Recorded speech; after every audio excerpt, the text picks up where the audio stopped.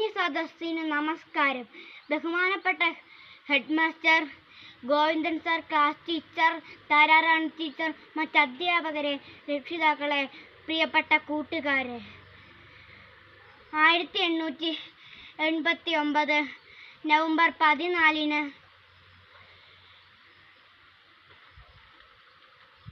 മോത്തിലാൽ നെഹ്റുവിൻ്റെയും സൗരഭ് റാണി നെഹ്റുവിൻ്റെയും മകനായി ജവഹർലാൽ നെഹ്റു ജനിച്ചു. അദ്ദേഹത്തിൻ്റെ ജന്മദിനം നമ്മളെല്ലാവരും ശിശുദിനമായി ആചരിക്കുന്നു. കുട്ടികളെ ഏറെ ഇഷ്ടമായിരുന്ന അദ്ദേഹത്തെ നമ്മൾ സ്നേഹപൂർവ്വം ചാച്ചാച്ചി എന്ന് വിളിക്കുന്നു. ഇന്ത്യയുടെ ആദ്യത്തെ പ്രധാനമന്ത്രിയായിരുന്നു അദ്ദേഹം. 1964 മെയ് 27 അദ്ദേഹം മരണമടഞ്ഞു.